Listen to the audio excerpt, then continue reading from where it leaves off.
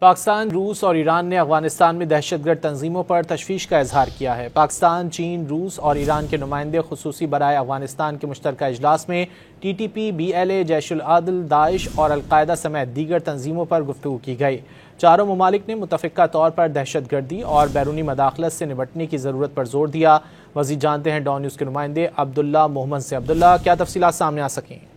جی بالکل، افغانستان میں دہشت گرد تنظیموں پر پاکستان، چین، روس اور ایران نے تشویش کا اظہار کیا ہے اور نمائندہ خصوصی افغانستان محمد صادق خان کی جانب سے جاری بیان میں کہا گیا ہے کہ چاروں ممالک کا دہشت گردی کے خلاف تعاون بڑھانے پر بھی اتفاق کیا گیا ہے۔ پاکستان، چین، روس اور ایران کا ماسکو میں افغانستان اور دہشت گردی پر خصوصی اجلاس جو ہے اس وقت ماسکو، روس کے دارالحکومت ماسکو میں جاری ہے۔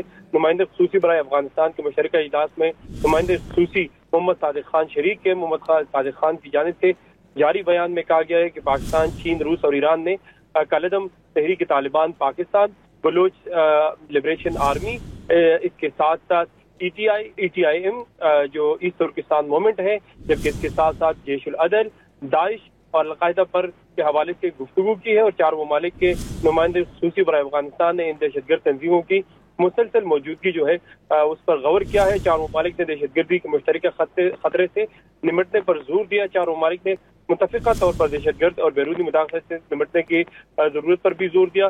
مستحکم، خود مختار اور پرامن افغانستان کے لیے اپنا پختہ عزم کا اظہار کیا۔ ایسٹ ترکستان موومنٹ جنہوں نے ماضی میں چائنا میں دہشت گردی کے کئی واقعات جو کئی کارروائیاں کی ہیں، اس پر بھی ان چاروں ممالک کی جانب سے شدید تحفظات کا اظہار کیا گیا۔